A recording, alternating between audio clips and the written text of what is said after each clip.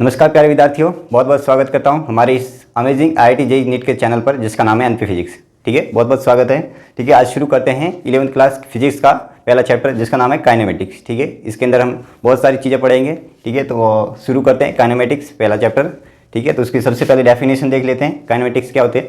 ठीक है, काइनेमेटिक्स क्या होता है, सिंपल है, हम मोशन है किसी ऑब्जेक्ट का, उसको हम स्टडी करते हैं। ठीक है, क्या करते हैं हम, कोई भी जैसे बॉडी है वो मोशन कर रही है, हम उसका स्टडी करेंगे। मोशन किस वजह से हो रहा है, मोशन किस वजह से हो रहा है हम यहाँ पे नहीं पढ़ेंगे, हम सिर्फ ये पढ़ेंगे कि मोशन हो रहा है कैसे हो रहा है। ठीक है, उसकी वेलोसिटी क्या है, उसका एक्सेलरेशन क्या है, उसका डिस्प्लेसमेंट क्या है। ठीक है, ये सारी चीज़ें समझेंगे। लेकिन हम किस वजह से मोशन हो रही है, क्या इसके ऊपर कितना फोर्स लगाया तब कितना मोशन हो रहा है, वो हम यहाँ पे नहीं पढ़ेंगे। ठीक है, तो इसकी सिंपल डेफिनेशन है कि kinematics is the study of motion of the object ignoring the agent of causing the motion.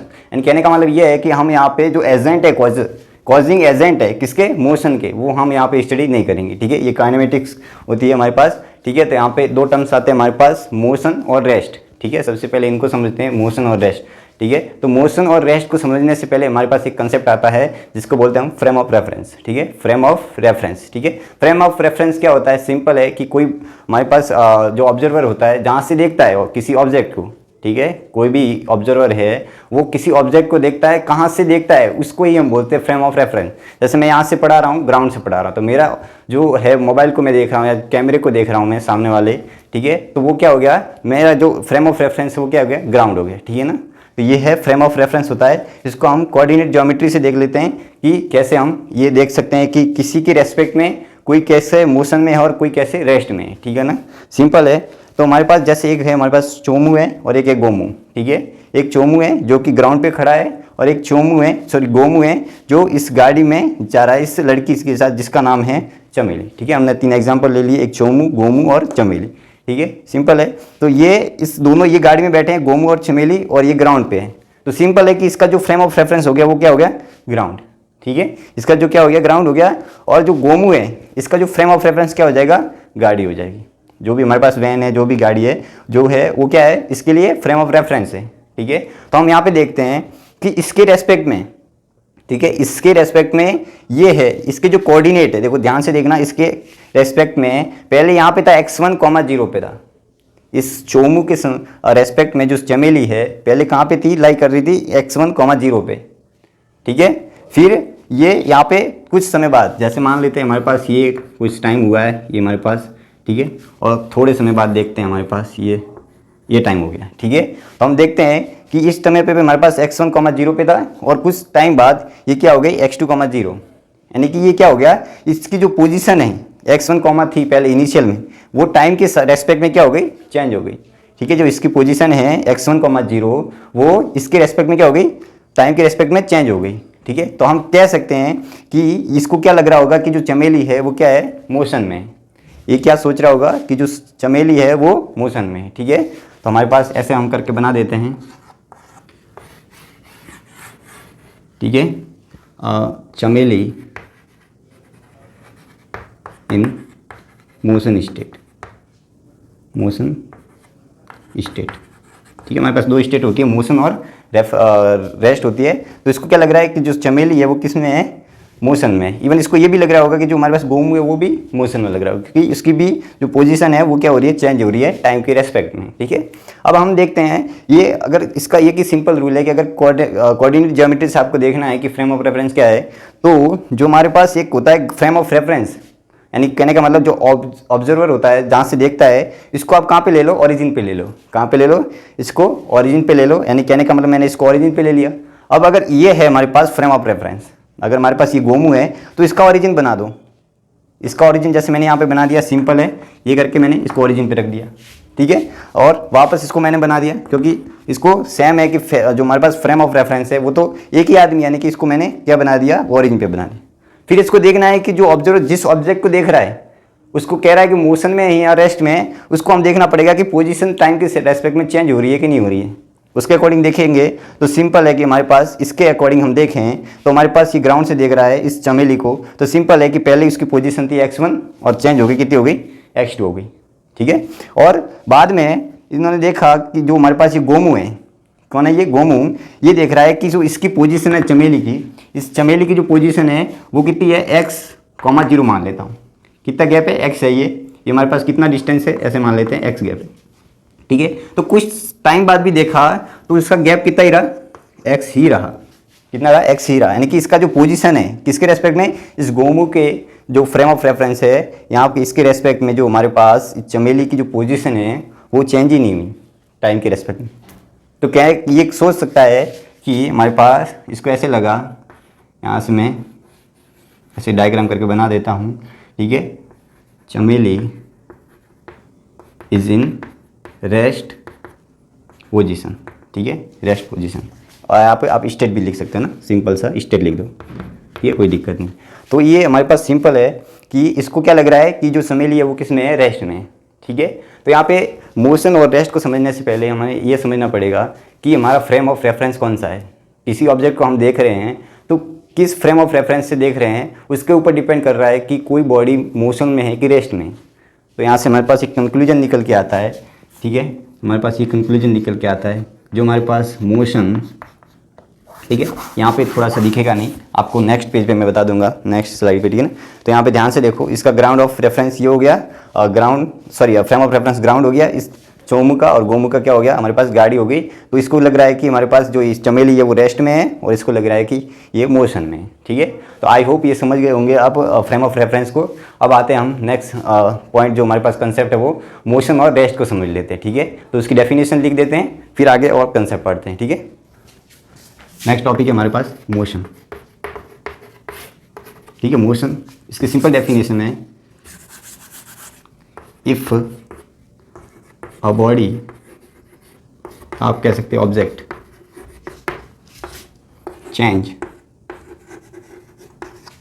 Changes position, ठीक है, changes position with respect to time. अगर कहने का मतलब हमारे पास ये है कि अगर हम फ्रेम ऑफ रेफरेंस के अकॉर्डिंग देख रहे हैं कि अगर कोई बॉडी है वो क्या कर रही है, अपनी पोजीशन चेंज कर रही है टाइम के रेस्पेक्ट में, तो हम क्या कहेंगे कि वो बॉडी मोशन में है। So we can say this body is in motion, ठीक है ना। सिंपल है इसकी डेफिनेशन, ठीक है। जैसे हमने देखा था अभी कि जो हमारे पास चोमू था जो ग्राउंड से देख रहा था उसको चमेली क्या लग रही थी, मोशन में लग रही थी, क्योंकि इसकी पोजीशन क्या हो रही थी, टाइम के रेस्पेक्ट में चेंज हो रही थी, ठीक है। अब दूसरा टर्म्स ये इसका उल्टा है जो हमारे पास है रेस्ट, ठीक है। रेस्ट की सिंपल डेफिनेशन है कि इफ अ बॉडी, जिसको हम ऑब्जेक्ट भी बोलते हैं, ठीक है, डजंट चेंज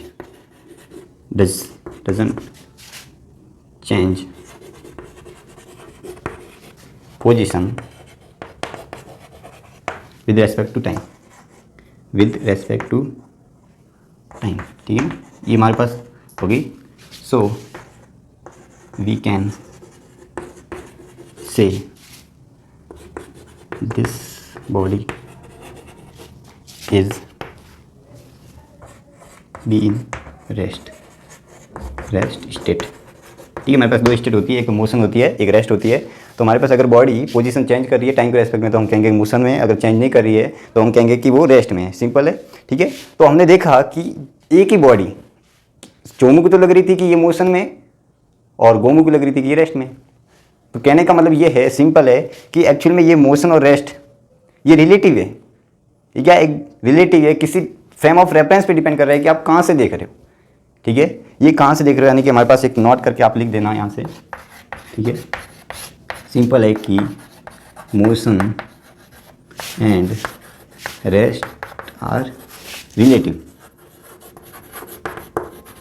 ठीक है। जो हमारे पास मोशन एंड रेस्ट है ये क्या है, दोनों एक दूसरे के रिलेटिव है, ठीक है। ये डिपेंड कर रहे हैं कि फ्रेम ऑफ रेफरेंस क्या है, ठीक है। सिंपल है हमारे पास।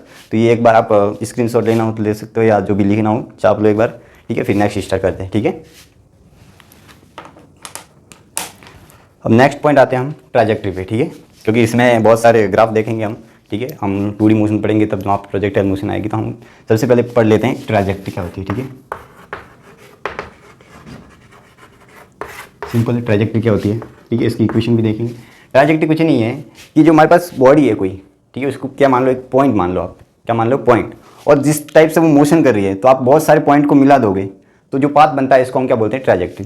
जैसे हमारे पास एक बॉडी थी, यही समझ लेते हैं, जैसे 2D का आगे पढ़ेंगे वैसे, ठीक है। हमारे पास एक बॉडी जिसको हमने पॉइंट मान लिया, तो वो ऐसे जाएगी, ठीक है, ये ऐसे गई, ठीक है। ये यहाँ से हमारे पास बॉडी गई, ऐसे मूव किया, ठीक है। तो जितने पॉइंट हैं इनको अगर मैं एक लाइन बना दूँ, एक मैंने क्या बना दिया, एक लाइन, तो इस लाइन को बोलते हैं हम ट्रैजेक्टरी, ठीक है। जो यहाँ पे पाथ बना है, ठीक है, path of point object, point object is called trajectory, ठीक है ना। सिंपल है, कहने का मतलब हमारे पास ये है कि यहाँ पे मैं वाई एक्सिस बना लेता हूँ, ये एक्स एक्सिस बना लेता हूँ, ठीक है। यहाँ पे अगर मैं इसको फेंकूंगा यहाँ पे किसी बॉल को, तो वो ऐसे पाथ फॉलो करेगा, सिंपल है। तो अगर मैं इसको पॉइंट मास मान लूँ, एक बड़ी अगर हो हमारे पास बॉल, तो छोटा सा मान लो पॉइंट मास, तो ऐसे अगर मैं बहुत सारे पॉइंट को मिला दूँ तो पूरा पाथ ऐसे बनेगा, ठीक है। तो ये क्या बोल गए हम, इसको क्या बोलते हैं कि path of point object is called trajectory. तो जो हमारे पास ये पाथ बना है इसको हम ट्रैजेक्टरी बोलते हैं, ठीक है। अब ट्रैजेक्टरी ये तो हमने बना लिया पाथ, लेकिन जब इसकी बात आती है इक्वेशन फाइंड करने की, ठीक है, तो हम वो कैसे फाइंड करेंगे वो देखते हैं, ठीक है। एक बार तो जैसे यही मान लेते हैं, ठीक है, कुछ भी मान लेते हैं, यहाँ पे एग्जांपल के थ्रू ये मान लेते हैं हम कि हमारे पास सिंपल है इक्वेशन, ठीक है। वाई दिया है, वाई एक्सिस है, वो फंक्शन ऑफ टी का है कि टाइम के साथ में कोई ऑब्जेक्ट है, वो इस प्रकार का जो मोशन हो रहा है वो इस प्रकार से हो रहा है, ठीक है, ठीक है। और एक्स में जो इसका हो रहा है वो टाइम के रेस्पेक्ट में इस प्रकार से हो रहा है।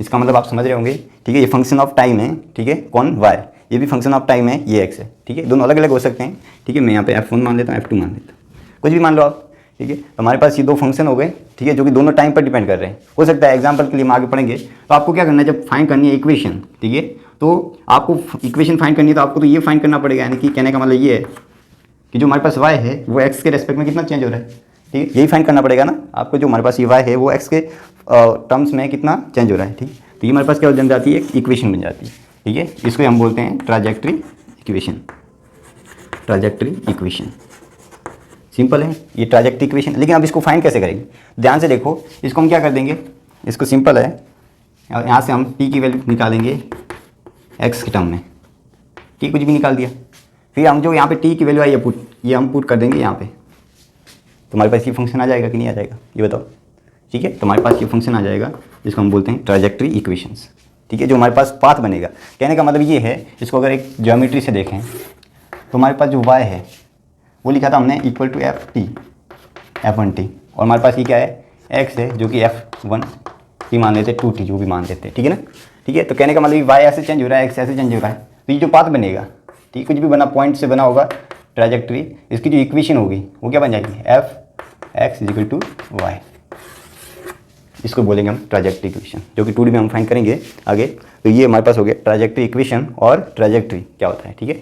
तो ये जितना है एक बार लिख लो, ठीक है, नोट्स अच्छे से बनाते रहना, ठीक है। आपके बहुत जब रिवीजन करोगे तब काम आने वाले हैं, अच्छे से एकदम नोट्स बनाना, यहाँ से स्क्रीनशॉट जो भी लेना है या जो भी लिखना है एक बार छाप लो, फिर आगे बढ़ते हैं, ठीक है। अब आते हैं हम टाइप ऑफ मोशंस, ठीक है ना। अब हम मोशन को पढ़ लेते हैं, कितने टाइप की होती है, ठीक है। टाइप्स ऑफ मोशन, ठीक है, ठीक है, 3 टाइप की होती है, ठीक। एक्चुअली में तो देखने जाए तो हम एक तो होती है ट्रांसलेशन मोशन, एक होती है हमारे पास रोटेशनल मोशन, और एक होती है वाइब्रेशन मोशन, ठीक है। वो भी टाइप्स होते हैं अपने आप में, ठीक है। तो हम यहाँ पे इस बेस पर नहीं पढ़ेंगे, हम ज्योमेट्री के बेस पे पढ़ेंगे कि कितने टाइप की होती है। अगर हमारे पास कोई जो ऑब्जेक्ट है, अगर उसका जो कोऑर्डिनेट है वो एक ही चेंज हो रहा है, तो हम कह सकते हैं कि वो 1D में होगी, ठीक है। तो आगे पढ़ते हैं हम एक बार, ठीक है। ये हमारे पास एक 1D होती है, एक 2D मोशन और एक 3D। देखो 3D जो मोशन है वो आपके सिलेबस में वैसे है नहीं जे नीट के, तो हमारे पास मेन फोकस 1D और 2D पे रहेगा, ठीक है ना। ये तो हम ऐसे ही साथ में देख रहे हैं टाइप्स, तो हम पढ़ लेते हैं, ठीक है। तो हमारे पास तीनों को हम डिवाइड कर देते हैं, एक बार अच्छे से समझते हैं उनके एग्जाम्पल के साथ, ठीक है, ठीक है। 1D क्या होता है, सिंपल है कि अगर हमारे पास कोई बॉडी है, ठीक है, ठीक है, वो मूविंग कर रही है और उसका सिर्फ एक ही कोऑर्डिनेट चेंज हो रहा है, कितना, एक ही कोऑर्डिनेट चेंज हो रहा है, इसका मतलब वो कौन सी है, 1D। जैसे कि सिंपल है, एक सीधी रोड है, ठीक है, सीधी रोड है और वो मूव कर रही है स्ट्रेट लाइन बिल्कुल, तो हम उसको कहेंगे कि ये मोशन है वो कौन से टाइप का है, 1D टाइप का, ठीक है। तो यहाँ पे डेफिनेशन लिख देते हैं, if a body moving straight line, ठीक है, स्ट्रेट लाइन, यानी कि सिंपल इन अदर वर्ड ये क्या है कि हमारे पास अगर only one coordinate change while motion, ठीक है, वाइल मोशन, यानी कि कहने का मतलब सिंपल है कि अगर हमारे पास एक ही कोऑर्डिनेट चेंज हो रहा है, ठीक है, जब मोशन हो रहा है, कोई बॉडी मूव कर रही है वो जिसमें सिर्फ एक ही कोऑर्डिनेट चेंज हो रहा है, ठीक है, यहाँ पे ब्रैकेट में लिख दो आप, यहाँ पे सिंपल है एक्स या वाई या जेड, तीनों में से एक ही सिर्फ चेंज हो रहा है, तीनों नहीं, एक ही, या तो एक्स हो सकता है या वाई हो सकता है या जेड हो सकता है, क्या तीनों में से कोई भी एक हो सकता है, अगर वही चेंज हो रहा है तो हमारे पास ये सिंपल है। जैसे इसका एग्जाम्पल है हमारे पास, जैसे कि ये गाड़ी है, आई होप सही से दिख नहीं रहा होगा नीचे, इसका एग्जांपल यहीं बना देते हैं, ठीक है, कि हमारे पास एक सीधी लाइन है, ठीक है, तो हमारे पास गाड़ी होगी, ठीक है, इस सीधी यहाँ से चेंज करके वापस मर्सिडीज गाड़ी है, ठीक है, सिंपल है, यहाँ पे x, 0 है, ठीक है, और यहाँ पे हो गई x2, 0, यहाँ पे x1 थी, यहाँ पे x2 थी, ठीक है ना। तो ध्यान से देखना आप कि इसमें जो y वाला है वो क्या है, पहले भी 0 था, बाद में भी 0, अगर z भी देखें यहाँ से इस प्लेन के परपेंडिकुलर z भी देखें तो वो भी चेंज हो रहा है, वो भी 0 है, ठीक है ना। तो यहाँ पे सिर्फ एक ही कोऑर्डिनेट चेंज हो रहा है, वो x हो रहा है, यानी कहने का मतलब ये बॉडी एक सिर्फ स्ट्रेट लाइन में जा रही है, स्ट्रेट लाइन में जा रही है, इसका मतलब हम कहेंगे कि वो कौन से टाइप का है, 1D टाइप का मोशन है, ठीक है ना। दूसरा है कि हमारे पास अगर बॉडी इफ़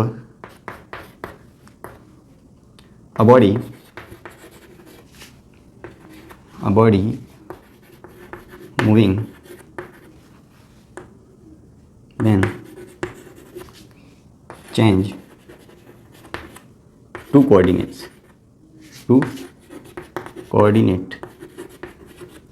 चेंज, ठीक है ना, चेंजेस टू कोऑर्डिनेट, या तो x, y हो सकते हैं या y, z हो सकते हैं या x, z हो सकते हैं, ठीक है, तीनों हो सकते हैं, कुछ भी हो सकता है, जिसमें हमारे पास सिर्फ कितने 2 कोऑर्डिनेट ही चेंज होने चाहिए, ठीक है, ठीक है। जैसे कि हमारे पास एग्जांपल देख लेते हैं, सिंपल है कि हमारे पास एक प्रोजेक्टाइल सिंपल है, इसका एग्जांपल यहाँ से ये मूव करेगा, तो ध्यान से देखोगे इसका पाथ क्या बनेगा, x, y बनेगा, क्या बनेगा इसका पाथ, x, y बनेगा, ठीक है ना। यहाँ पे y है, ये x है, ध्यान से देखो हर पॉइंट पर जा रही है, तो यहाँ पे x भी चेंज हो रहा है, y भी चेंज हो रहा है, यहाँ पे x1, y1 है, यहाँ पे दूसरा पॉइंट लूँगा तो x2, y2 बन जाएगा, यानी x भी चेंज हुआ और y भी चेंज हुआ, ठीक है। तो ये कौन से टाइप का है, 2D टाइप का मोशन, ठीक है। 3D सिंपल है, जैसे कि वैसे पढ़ना क्या, इसमें 3 कोऑर्डिनेट चेंज होंगे, तो अगर मैं यहाँ पे बनाऊँ तो सिंपल है कि अगर हमारे पास एक कोई काइट है, हमारे पास, ठीक है, वो या कोई पक्षी है, ठीक है, वो दौड़ रहा है, तो आप ध्यान से देखोगे यहाँ पे ऐसा तो नहीं कि प्लेन में ही दौड़ता रहेगा, एक प्लेन है ऐसे तो नहीं दौड़ेगा, वो रैंडमली यहाँ से कैसे भी दौड़ सकता है, ठीक है। तो यहाँ पे 3 कोऑर्डिनेट अगर मानूँ मैं, ठीक है, ये बोर्ड का x वाला, ये y और इस बोर्ड के परपेंडिकुलर z, तो एक्चुअल में ये ऐसा तो नहीं कि बोर्ड के प्लेन में ही दौड़ेगा, ऐसे ऐसे रैंडमली दौड़ेगा, तो यहाँ पे z भी चेंज होगा, x भी चेंज होगा और y भी चेंज होगा, ठीक है ना। तो हमारे पास ये हो गए टाइप्स ऑफ मोशन, ठीक है, एक बार लिख लो इसको, अच्छे से लिख देना, ठीक है, या जो भी स्क्रीनशॉट लेना है तो लेना। तो हमारे पास क्या हो गए, टाइप ऑफ मोशन, ठीक है, टाइप ऑफ मोशन है, ठीक है। 1D सिंपल है जिसमें एक कोऑर्डिनेट चेंज हो रहा हो, ठीक है, एग्जांपल है कोई स्ट्रेट लाइन में करती है मूविंग बॉडी। 2D में हमारे पास इसका एग्जांपल लिख देते हैं, जैसे कि प्रोजेक्टाइल मोशन, ठीक है, आगे पढ़ेंगे हम अच्छे से, एक बार अभी लिख लो, ठीक है, प्रोजेक्टाइल मोशन, किसी बॉल को फेंक दिया, किसी स्टोन को फेंक दिया, जो भी है ना, ठीक है। तो हमारे पास 2D टाइप का मोशन हो गया, और 3D में कुछ भी है, या कोई दौड़ता हुआ पक्षी या उड़ता हुआ पक्षी, ठीक है, या कोई उड़ती हुई पतंग, ठीक है। तो हमारे पास 3 एग्जाम्पल हो गए, सिंपल है, तो एक बार लिख लो और आगे बढ़ते हैं, अपना नेक्स्ट टॉपिक पढ़ते हैं। नेक्स्ट टॉपिक है हमारे पास पैरामीटर ऑफ काइनेमेटिक्स, ठीक है, ऑफ काइनेमेटिक्स,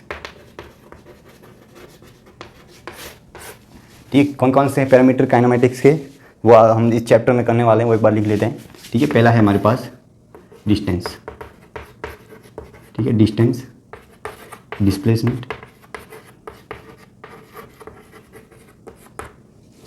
डिस्प्लेसमेंट, तीसरा है हमारे पास वेलोसिटी, फोर्थ है हमारे पास स्पीड,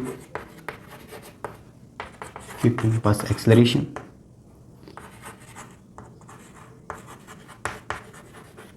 ठीक है। ये हमारे पास मेन जो है पैरामीटर 5 है, डिस्टेंस, डिस्प्लेसमेंट, वेलोसिटी, स्पीड और एक्सेलरेशन। ठीक है, इनको एक एक करके हम सबको पढ़ने वाले हैं। ठीक है, तो शुरू करते हैं एक एक को। सबसे पहले हम देखेंगे डिस्टेंस और डिस्प्लेसमेंट। ठीक है, तो शुरू करते हैं। ठीक है, शुरू करते हैं। हमारे पास सबसे पहला टॉपिक है डिस्टेंस। ठीक है, डिस्टेंस क्या होता है? ठीक है, सिंपल इसको रिप्रेजेंट करते हैं हम यहाँ तो एस से भी करते हैं, डी से भी करते हैं, बहुत सारे नाम दे सकते हैं, एक्स नाम दे सकते हैं। ठीक है, मोस्ट ऑफ टाइम डी और एस से ही करते हैं। ठीक है, एच भी कर सकते हैं। ठीक है, तो डिस्टेंस क्या होती है? सबसे पहले कि हमारे पास सिंपल है, इसकी डेफिनेशन एक बार देख देते हैं। ठीक है, इट इज़ एक्चुअल पाथ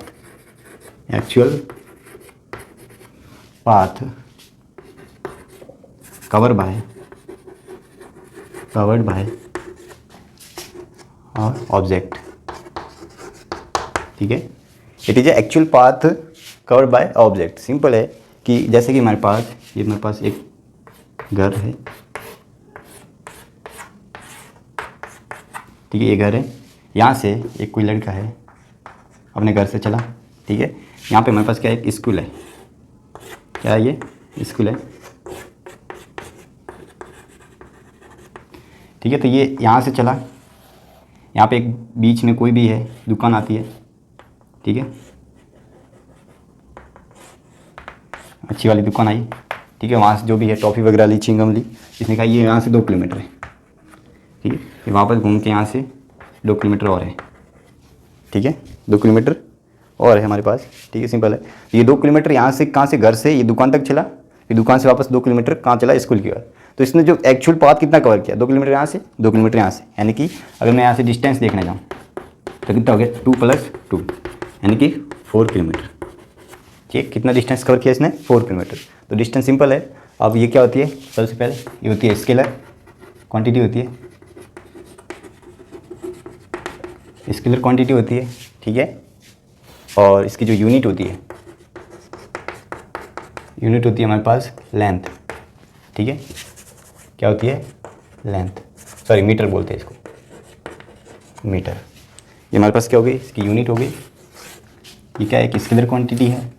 ठीक है, और इसका अगर डायमेंशन फार्मूला देखा जाए, ठीक है, यहाँ पे लिख देता हूँ डायमेंशनल फार्मूला। ठीक है, वो होता है एल। ठीक है, ये हमारे पास मोशन होता है। ठीक है, सिंपल है। ठीक, तो मोशन क्या होता है कि जो ऑब्जेक्ट है वो एक्चुअल कितना पाथ कवर कर रहा है, वो हमारे पास क्या हो गया? मोशन हो गया। ठीक है, it is actual path cover by the object. ठीक है, तो अगर इसने यहाँ से दुकान तक 2 किलोमीटर ट्रैवल किया, यहाँ से यहाँ किया। ठीक है, तो ये हमारे पास डिस्टेंस हो गया, एक बार लिख लो। ठीक, आगे बढ़ते हैं। अब हमारे पास आता है डिस्प्लेसमेंट। ठीक है, अब हम पढ़ते हैं displacement.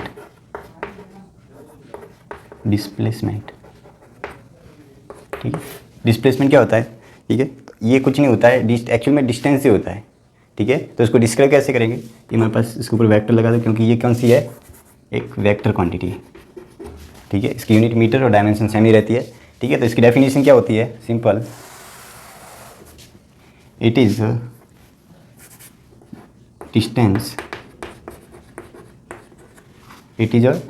Distance between initial and final position.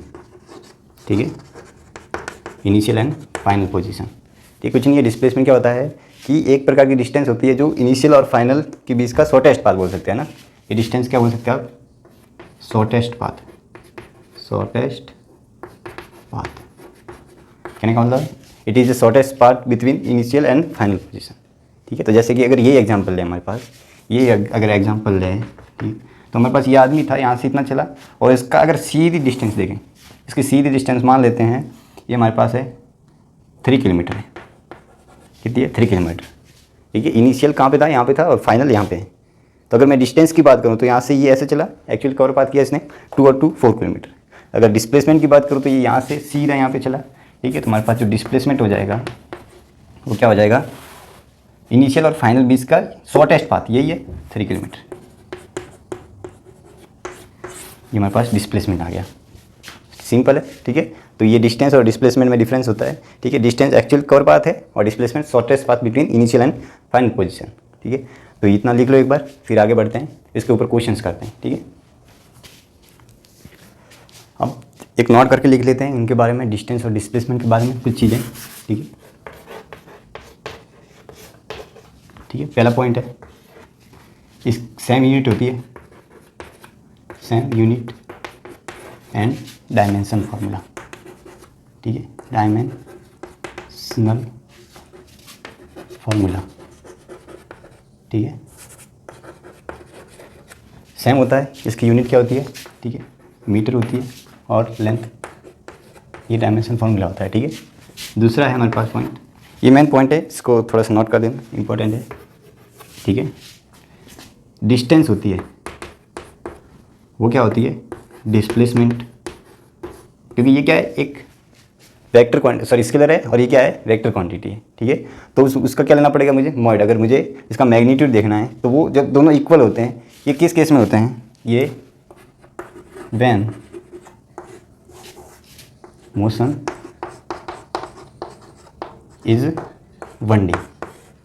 अगर हमारे पास 1D मोशन है, अगर हमारे पास 1D मोशन है, तब ही जो डिस्टेंस होता है वो डिस्प्लेसमेंट के मॉड के इक्वल ही होता है, अदरवाइज़ नहीं होगा। ठीक है, समझ में आ रहा है?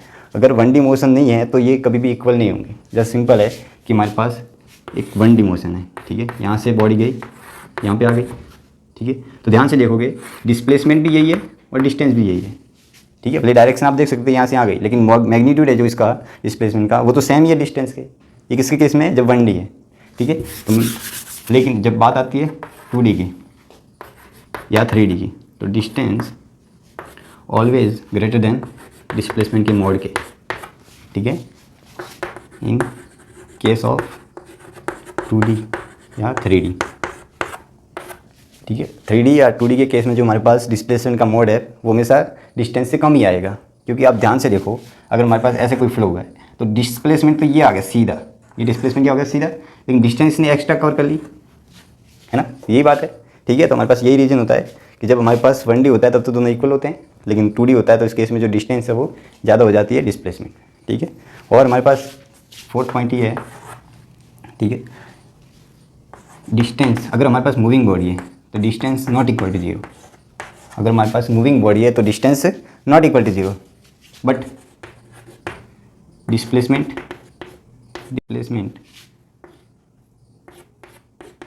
मे बी 0 और नॉट। ठीक है, मे बी नॉट और मे बी 0 हो सकता है।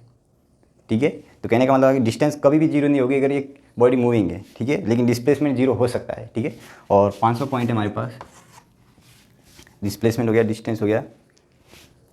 हाँ, ठीक है, यही पॉइंट थे हमारे पास, सब आ गए इसमें, जितने भी पॉइंट थे हमारे पास सब आ गए लगभग।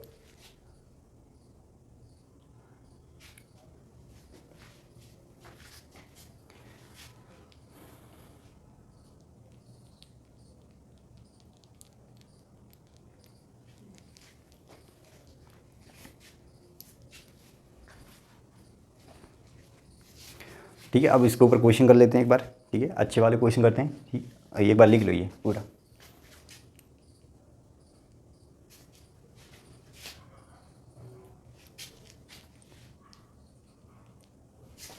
लिख लिया?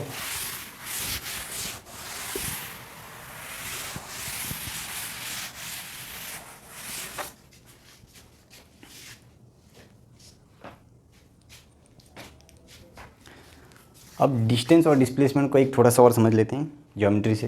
एक्चुअल में ध्यान से देखना एक बार। ठीक, हमारे पास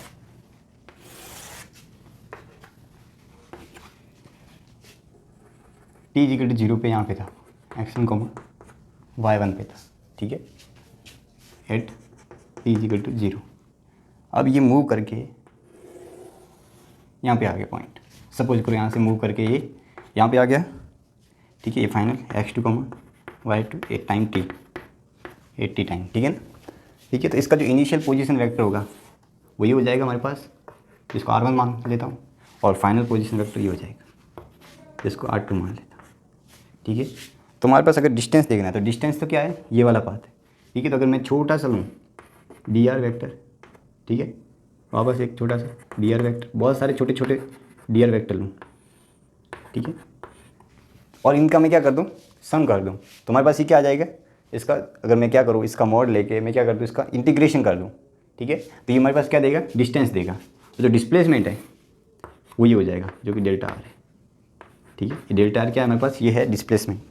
ठीक है, ये जो है यहाँ पे लिख देते हैं, ये हमारे पास ए सी बी।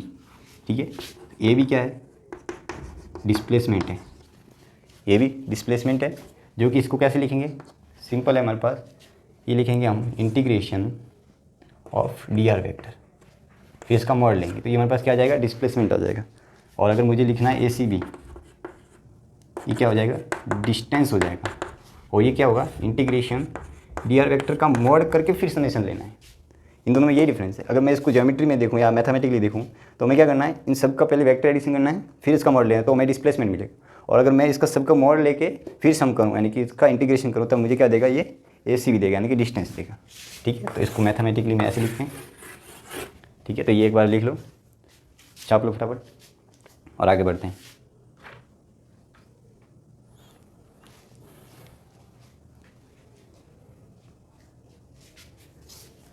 लिख दिया। अब हमारे पास एक क्वेश्चन है, सिंपल है क्वेश्चन।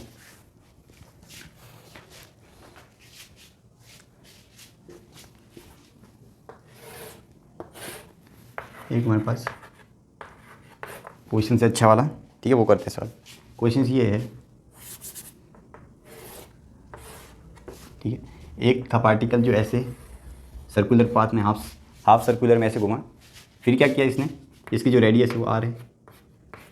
ठीक है, फिर ये हमारे पास एक्स मान लेते हैं, ये वाई मान लेते हैं, ये जेड मान लेते हैं, और ये अब ये आर है, आर डिस्टेंस कहाँ पे चला, ये जेड में चला, फिर ये ऊपर चला, कितना चला ऊपर, ये यहाँ पे लास्ट फाइनल पोजीशन, ये जो लेंथ है ये 2r है। कितना चला, ये ऐसे चला यहाँ से, फिर यहाँ गया, फिर यहाँ गया, तो यानी कहने का मतलब ये इनिशियल पोजीशन है t=0 पे, और ये t फाइनल है, यहाँ पे आ गया। ठीक है, तो अगर मुझे इसका कोऑर्डिनेट देखना है, इसका कोऑर्डिनेट देखना है तो क्या बन जाएगा, ध्यान से देखो एक बार, इस x में कितना है ये, क्योंकि ध्यान से देखना, ये हमारे पास x है, ये y है, ठीक है, ये z है बाहर है, तो ये ऐसे चला होगा, ये ऐसे चला, ठीक है, यहाँ तक आया। ठीक है, ये कितनी लेंथ है, यहाँ पे 2r हो गई, क्योंकि ये r और ये r हो गई। ठीक है, फिर वापस ये यहाँ से आ गया, यहाँ से आके ये यहाँ पे आ गया r, फिर ये सीधा आ गया। तो ध्यान से देखो, इस ओरिजिन से ये लेंथ कितनी हो गई, इसके जो कोऑर्डिनेट हो गया क्या हो गया, ये 2r है, y कितना आ गया, y 2r हो गया, और जो z है वो कितना आ गया r आ गया। हमारे पास कोऑर्डिनेट हो जाएगा 2r, y कितना है 2r है, और ये r है। ठीक है, तो अगर मैं डिस्प्लेसमेंट की बात करूँ यहाँ पे, तो डिस्प्लेसमेंट ध्यान से देखो कि यही बनेगा हमारे पास। ठीक है, ये ओ पॉइंट मान लेता हूँ, ये मान लेता हूँ मैं, ए बी और सी मान लेता हूँ। तो हमारे पास जो डिस्प्लेसमेंट आ गया, डिस्प्लेसमेंट वो क्या आ गया, ओ सी। ठीक है ना, ओ सी वेक्टर का मोड आ जाएगा। तो ओ सी वेक्टर क्या आ जाएगा हमारे पास, सिंपल है, इसका अगर मैग्नीट्यूड मुझे निकालना है तो सिंपल अपन डायरेक्ट फार्मूले से निकाल सकते हैं, 2r² प्लस r²। ठीक है, तो इसको सॉल्व करेंगे, 4 4 8 और 1 3 हो जाएगा, 3r आ गया। ये हमारे पास क्या आ गया, डिस्प्लेसमेंट। सिंपल था, ये मैंने क्या निकाल दिया, डिस्प्लेसमेंट। आपको डिस्प्लेसमेंट का अगर पूछा है तो सिंपल है कि इनिशियल देखो और फाइनल देखो, उनके बीच की डिस्टेंस, और जो कोऑर्डिनेट आ गया ये इसकी अगर मैं देखने जाऊँ तो क्या बन जाएगा, 0,0,0। और अगर ये घटाओगे फार्मूले में, आपके पास एक फार्मूला होता है डिस्टेंस वाला फार्मूला, वो होता है 2 पॉइंट के बीच का फार्मूला है, x2 - x1 का whole square plus y2 - y1 का whole square plus z2 - z1 का होल का स्क्वायर। ठीक है, ये होता है, सिंपल है। ठीक है, तुम्हारे पास ये, तो ध्यान से देखो यहाँ पे x1 x2 सॉरी y1 और z1 ये तो 0 है, तो डायरेक्ट घटाओगे कोई मतलब नहीं, और ये हमारे पास पॉइंट से लिखा तो हमारे पास ये आंसर आ गया। ठीक है ना, अब डिस्टेंस की बात करें, इसमें डिस्टेंस कितनी होगी बताओ, डिस्टेंस जो इसने एक्चुअल पाथ कवर किया है, यहाँ से ऐसे गया, ये कितना लेंथ होता है, एक पूरे सर्कल का होता है 2πr, तो यहाँ देखा कितना हो गया πr, प्लस यहाँ से कितना आया r, और ऊपर गया 2r यानी कि 3r। सिंपल है, क्योंकि ये स्केलर है तो डायरेक्ट आपको ऐड करना है इसको, तो ये हो गया हमारे पास पाई प्लस 3r, ये आ गया डिस्टेंस। ठीक है, सिंपल है, डिस्प्लेसमेंट 3r आ गया, और ये आ गया पाई प्लस 3r, यानी कि डिस्टेंस है वो हमेशा डिस्टेंस ज़्यादा है। देखो इसमें πr है वो एक्स्ट्रा आ गया, अगर मैं इसको खोल के देखूँ 3r तो ये है, इसमें ऐड हो रहा है, इसका मतलब है कि डिस्टेंस ज़्यादा है। ठीक है, तो यहाँ से कंक्लूजन निकलता है कि डिस्टेंस ज़्यादा होता है डिस्प्लेसमेंट से। ठीक है, ये हम देखते रहेंगे आगे भी। ठीक है, तो कहने का मतलब ये है कि अगर 2D या 3D का केस बन रहा हो तो हमारे पास डिस्टेंस होता है वो always greater than to displacement होता है। ठीक है, तो इसको एक बार आप सवाल को छाप लो और इसका सॉल्यूशन लिख दो ताकि आपको समझ में आए। ठीक, हमारे पास एक सवाल है, बहुत सिंपल है एकदम। ठीक है, ये डिस्टेंस और डिस्प्लेसमेंट पे ही है। ठीक है, a particle suffer a 3 displacement, यानी कि इसने 3 बार डिस्प्लेसमेंट किया है 4 मीटर इन द नॉर्थवर्ड। तो इसको डायग्राम, सबसे पहले अगर आपको फिजिक्स के सॉल्व करने तो आपको क्या करना है, जो भी लैंग्वेज दी है क्वेश्चन की उसको डायग्राम बना दो। ठीक है ना, जैसे ही क्वेश्चन पढ़ते जाओ तुरंत उसका डायग्राम बनाते जाओ। ठीक है, इससे क्या होता है 50% काम ऐसे हो जाता है सॉल्व। ठीक है, डायग्राम जैसे ही पता चल जाता है हमारे पास। ठीक है, इसको थोड़ा सा बड़ा बना देते हैं। डायरेक्शन आपको पता ही होगी, ये नॉर्थ होगी, ये साउथ, ये वेस्ट और ये ईस्ट।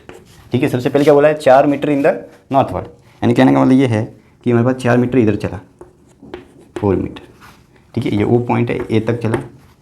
फिर 2 मीटर इन साउथ ईस्ट, कहाँ पे बोला इन्होंने, साउथ ईस्ट। इसको समझते हैं। ठीक है, सबसे पहले इसका मतलब क्या होता है, साउथ ईस्ट बोला है ना, तो इसने बोला है कि साउथ से इतना एंगल है ना ईस्ट से एंगल बोला है। इसका मतलब सिंपल है, जब ऐसी बात हो तो इसका मतलब सिंपल है कि इन दोनों से जो एंगल बन रहा है वो सिंपल है, यानी कि दोनों के बीच में जा रहा है। दोनों एंगल से कितना बना रहा है, दोनों डायरेक्शन से कितना बना रहा है, 45 एंगल में। तो इन्होंने बोला है कि ये साउथ ईस्ट, साउथ कहाँ गया, साउथ ईस्ट, यानी कि इससे जो आ जाएगा वो ऐसे जाएगा, यानी कि कहने का मतलब यहाँ से 2 किलोमीटर चला, 2 किलोमीटर। ठीक है, ये हमारे पास बी पॉइंट। अब फिर क्या बोला, 2 metre in the south west, south west ये और ये इसके बीच में जा रहा होगा, यानी कहने का मतलब कहीं ना कहीं यहाँ पे आया होगा। ठीक है, ये हमारे पास हो गया सी पॉइंट। तो ध्यान से देखो, हमारे पास यहाँ पे इनिशियल पॉइंट कौन सा है, सॉल्यूशन लिख देते हैं। इनिशियल वो है हमारे पास ओ पॉइंट। ठीक है, ओ पॉइंट है, और फाइनल कौन सा पॉइंट है, सी पॉइंट है। तो अगर आपको डिस्प्लेसमेंट फाइंड करना है तो हमें क्या लिखना पड़ेगा, ओ सी वेक्टर। क्या आ जाएगा हमारे पास, ओ सी वेक्टर होगा, वो क्या होगा, डिस्प्लेसमेंट होगा। सिंपल है, यानी कि यहाँ से यहाँ तक का वो मुझे फाइंड करना है। ठीक है, तो क्या आपको एक थोड़ा सा वेक्टर कंसेप्ट है इसमें कि कोई भी वेक्टर होता है, अगर मैं उसकी डायरेक्शन और मैग्नीट्यूड को चेंज नहीं करूँ तो मैं इसको कहीं पे भी मूव कर सकता हूँ। कैसे, देखिए, अगर हमारे पास जैसे कि ए बी वेक्टर है, कौन सा वेक्टर, ए बी वेक्टर है, इसको थोड़ा सा ऐसे देखेंगे कॉम्प्लेक्स बनती है। अगर मैं इनको सबको एक इसके जो भी है हमारे पास, जो भी हमारे पास ये टेल है, उनको अगर मैं सब पे ओरिजिन पे ला दूँ, ठीक है, तो हमारे पास ये जो सवाल है वो सिंपल हो जाएगा। तो सिंपल है, अगर ओ सी वेक्टर लिखना चाहूँ, ठीक है, या ओ सी वेक्टर को लिखना है तो हमारे पास जो डिस्प्लेसमेंट है, ठीक है, जिसको मैं एस वेक्टर लिख देता हूँ, वो फाइंड करना है।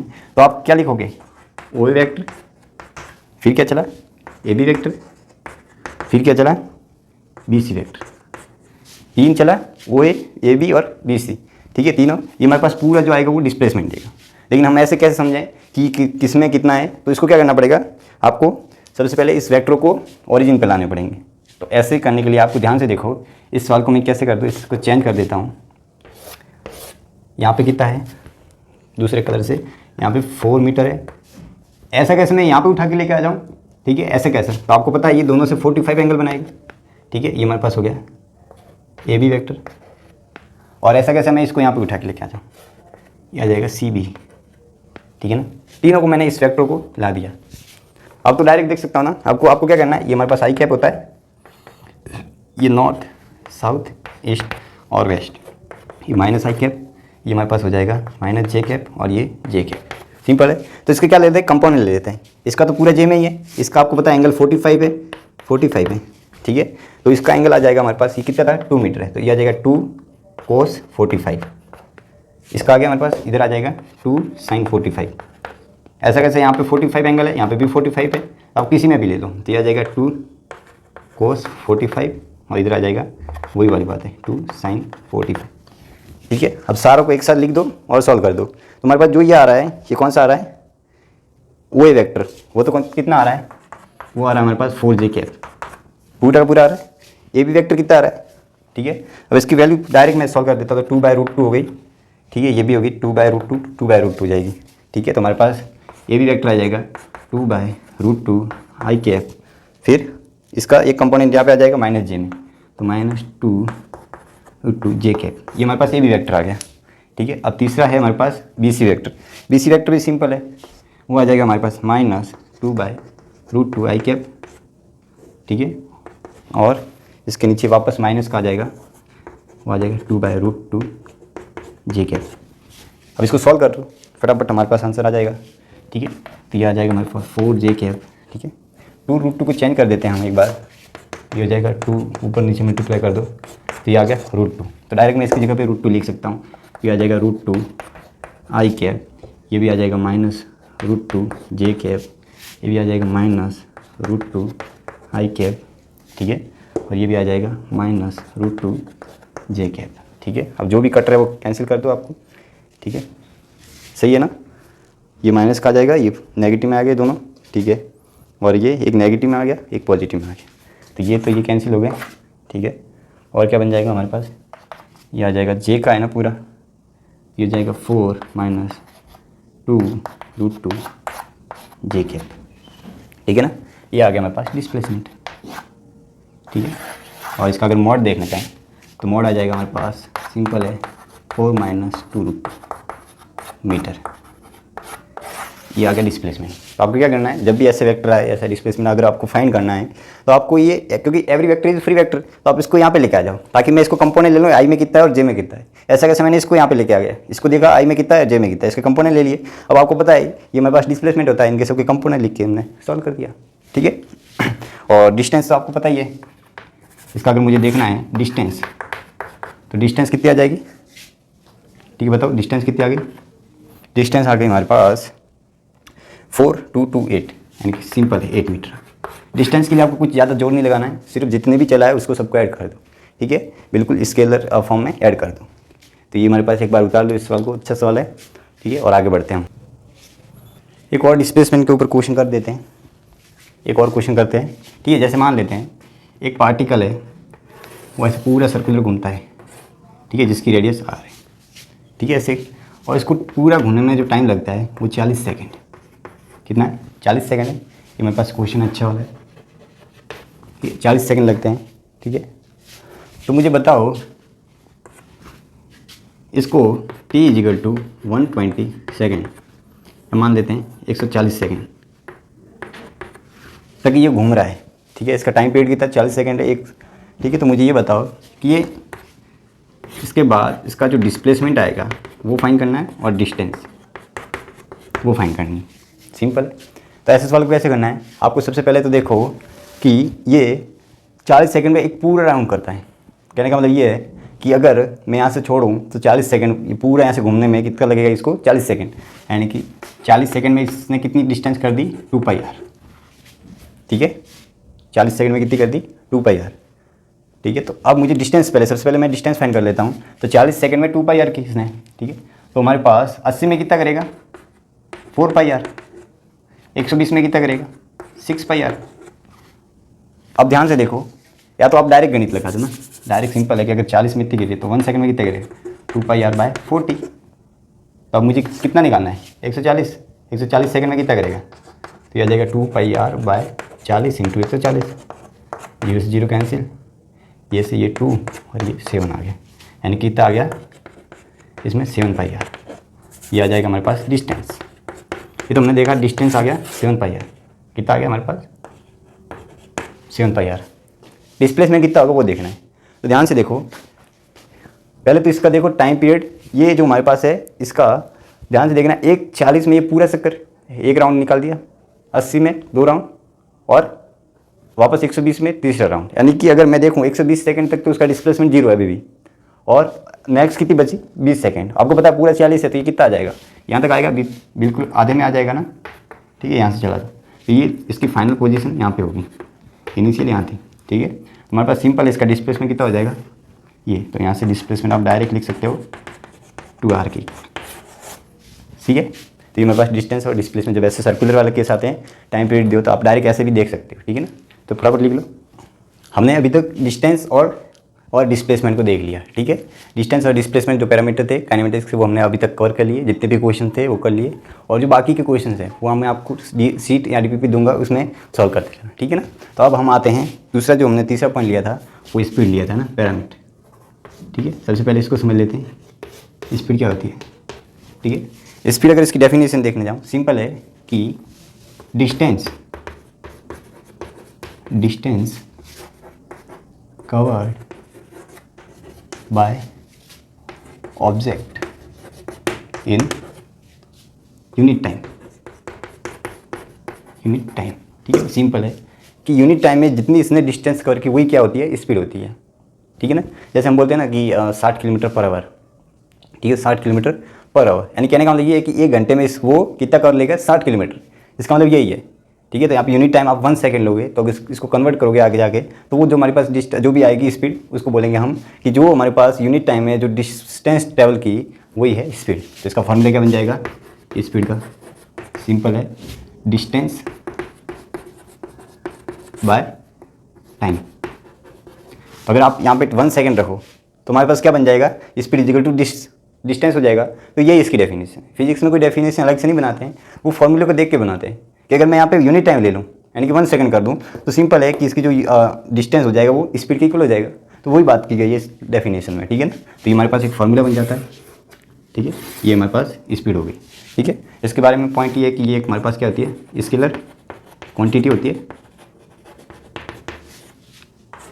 इसकी जो यूनिट होती है मीटर पर सेकंड होती है।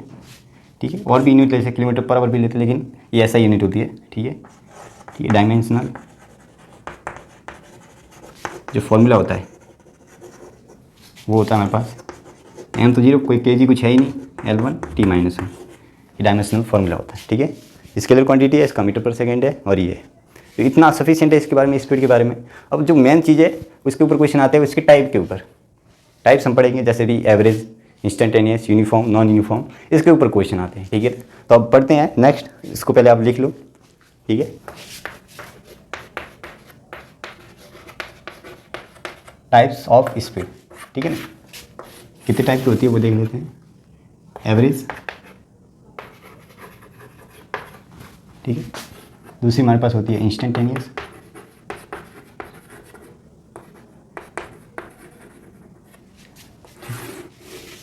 तीसरी होती है हमारे पास यूनिफॉर्म, और चौथी होती है नॉन यूनिफॉर्म।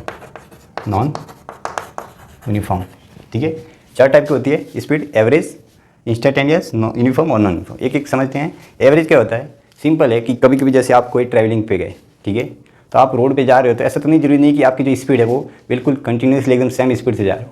कभी ब्रेकर आ गया बीच में, ठीक है, तो आपने वहाँ पे ब्रेक करके स्पीड को डिक्रीज़ कर दिया। कभी ऐसे एकदम सिंपल 4 लाइन आ गया, 6 लाइन आ गया, जो भी 8 लाइन, ठीक है, तो वहाँ पे आपने क्या कर दिया, स्पीड को इंक्रीज़ कर दिया। तो अगर आप मान लो कि अपने दोस्त के घर पे गए तो आपको पूछा कि आप कितनी स्पीड से आए, तो आप ऐसे थोड़े बोलोगे कि मैं तो पहले घर से चला था तो वहाँ पे 30 से चला, फिर 40 पे आया, फिर 50 पे आया, फिर 60 पे आया, फिर 70 पे आया, फिर वापस 40 पे आया। ऐसे बोलोगे तो वो सुनना भी अच्छा नहीं लगेगा इसको। ठीक है ना, तो आप ऑन एन एवरेज बताओगे, है ना, कि मैं लगभग 60 से चला। ठीक है, तो जो आपने वो बताया 60, वही क्या है, इसकी एवरेज स्पीड बताइए। यानी कि आपने जहाँ स्पीड इंक्रीज़ की, जहाँ डिक्रीज़ की, तो उनको पास में लेके आए एवरेज के, इसको पास में लेके आए, तो लगभग एक इक्वल आ गया।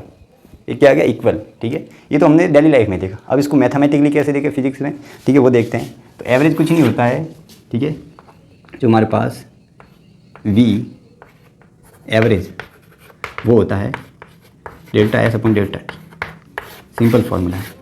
यानी कि दूसरे अगर लैंग्वेज में बोलो तो टोटल डिस्टेंस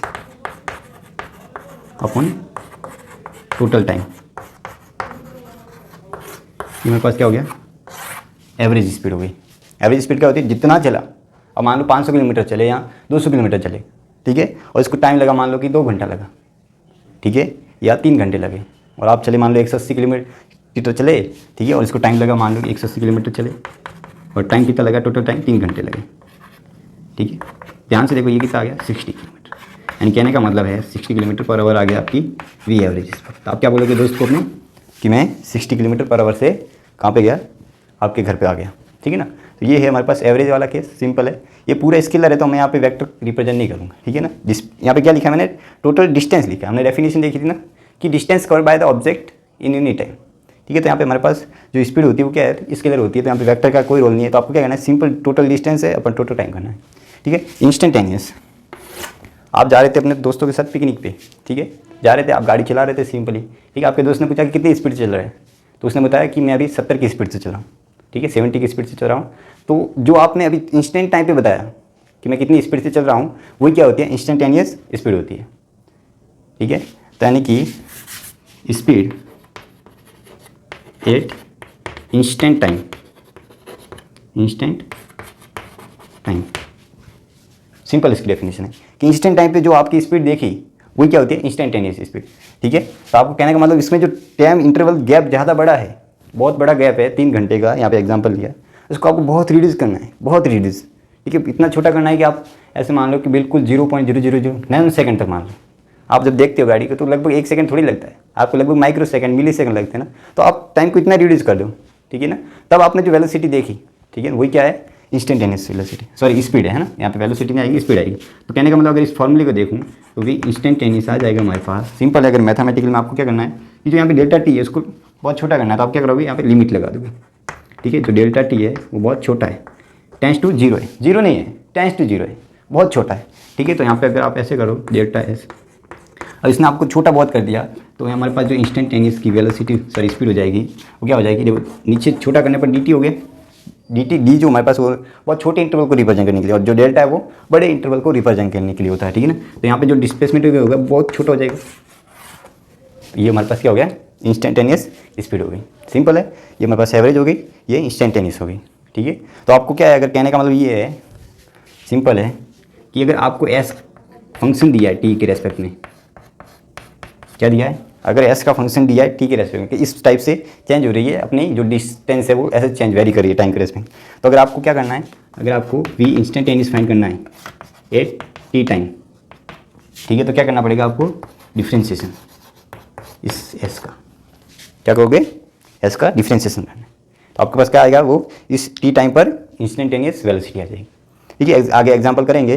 ठीक है, तो ये हमारे पास क्या है, लंबे इंटरवल के लिए जो हो वो एवरेज देता है, और एक इंस्टेंट टाइम पे अगर मुझे निकालना है वेलोसिटी तो वो मैं क्या देगा, ठीक है, इंस्टेंटेनियस स्पीड देगा। ठीक है ना, अब आगे बढ़ते हैं, हमारे पास एक टाइप आता है यूनिफॉर्म। यूनिफॉर्म नाम से पता चल रहा है यूनिफॉर्म है, यानी कहने का मतलब ये है कि अगर मैं सेम टाइम इंटरवल लूँ, जैसे मान लो 2 सेकंड लिया, अगले 2 सेकंड, अगले 2 सेकंड, अगले 2 सेकंड, ठीक है, तो अगले दो सेकंड में जो डिस्टेंस कवर कर रहा है वो अगर सेम है तो हम बोलेंगे कि वो कौन सी स्पीड है, यूनिफॉर्म स्पीड है। समझ में आ रहा है, तो कहने का मतलब same cover by same distance cover by in same in time interval. ठीक है, यहाँ पे डेफिनेशन लिख देते हैं, same distance covered by object in same interval, same time interval, same time interval. ठीक है ना, ये मेरे पास हो गया। जैसे कि एग्जांपल ले लेते हैं। ठीक है, यहाँ पे 1 second, next 1 second, next 1 second, तो अगर इसका एक ऐसे मैं देखूँ तो इसमें मान लो 2 मीटर, इसमें भी 2 मीटर, इसमें भी 2 मीटर। तो देखो ध्यान से देखोगे इसका क्या आ गया, अगर मैं इस स्पीड देखने जाऊँ तो 2 मीटर पर सेकेंड आ गई, देन 2/1 2 मीटर पर सेकेंड, अगले में भी 2 मीटर पर सेकेंड, अगले में भी 2 मीटर पर सेकेंड हो गई। ठीक है ना, तो ये जो हमारे पास टाइप हो गया वो कौन सा हो गया, यूनिफॉर्म का हो गया। ठीक है, यानी कहने का मतलब है same distance cover by object in same time interval. ठीक है, ये और इसका जस्ट उल्टा, अगर सेम इंटरवल लूँ और डिस्टेंस अलग लगा रही है। ठीक है, एग्जाम्पल के डायरेक्ट देख लेते हैं कि हमारे पास ये 1 सेकेंड है, ये 1 सेकेंड है, ये 1 सेकेंड। ठीक है, इस सब मैं 1 सेकेंड में देख रहा हूँ, तो जो हमारे पास डिस्टेंस जैसे मान लो 2 मीटर कर दी, अगले में 3 मीटर कर दी, अगले में वापस 1 मीटर कर दी। तो ध्यान से देखो यहाँ पे तो 2 मीटर पर सेकेंड है, यहाँ पे 3 मीटर पर सेकेंड, यहाँ पे वापस 1 मीटर पर सेकेंड होगी। यहाँ पे स्पीड क्या हो रही है, चेंज हो रही है, नॉट कांस्टेंट है। यहाँ पे क्या है, कांस्टेंट है। ठीक है ना, तो ये हमारे पास टाइप हो गए स्पीड के। ठीक है, मेन ये है, इसके ऊपर क्वेश्चन आते हैं एवरेज और इंस्टेंटेनियस। अगर आपको एवरेज पूछा है तो क्या करना है, total time sorry total distance upon total time करना है। ठीक है, उसके हम केस देखेंगे आगे, जितने भी केस बनते हैं आगे सारे केस देखेंगे। ठीक है, और वो इंपॉर्टेंट है, केस जितने भी होंगे वो इसके ऊपर बहुत सारे क्वेश्चन आते हैं नीट में, स्पेशली मैंने देखा था अभी 2013 में। ठीक है, 2020 में, ठीक है ना, आया था अभी क्वेश्चन एक। ठीक है, अच्छा वाला क्वेश्चन सिंपल था, जिसमें टाइम इंटरवल सेम दिया है तो आपको वो लगाना फॉर्मूला था डायरेक्ट। ठीक है, और इंस्टेंटेनियस ये इस पर आपको क्वेश्चन आया तो इस मेन इसके ऊपर ही आते हैं क्वेश्चन। आपको क्या दिया होता है, फंक्शन दिया होता है, आपको डिफ्रेंशिएट करके इंटीग्रेट। तो आगे आप और पढ़ोगे तो अगर इसको वापस एक बार डिफ्रेंशिएशन करोगे, ठीक है, अगर वापस आप एक बार डिफ्रेंशिएशन करोगे तो आपको क्या मिलेगा, ठीक है, एक्सेलरेशन मिलेगा, जो आगे पढ़ेंगे हम। ठीक है ना, एक्सेलरेशन मिलेगा।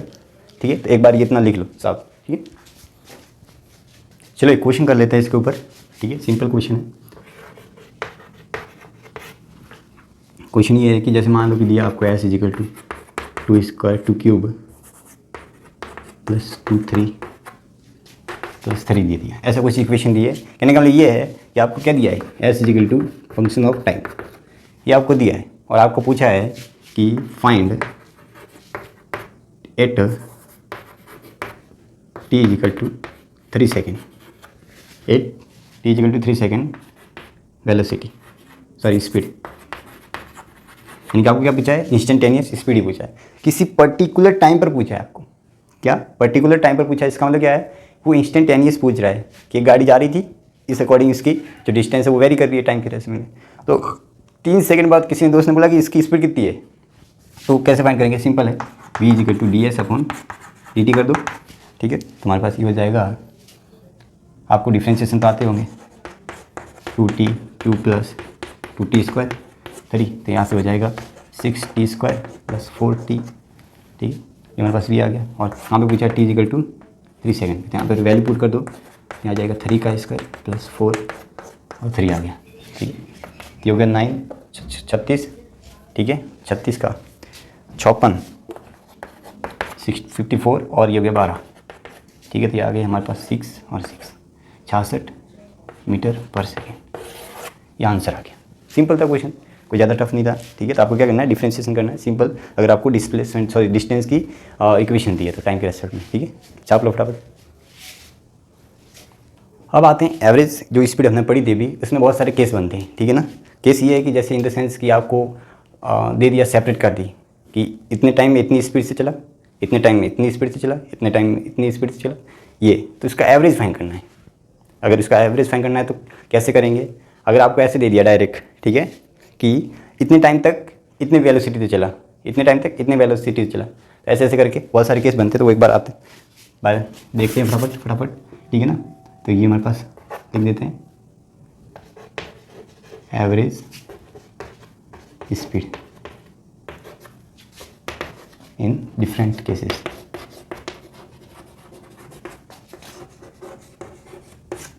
ठीक है। पहला केस ले लेते हैं, केस नंबर 1, ठीक है। केस नंबर ये है कि if particles are moving with speed v1, v2, v3, vn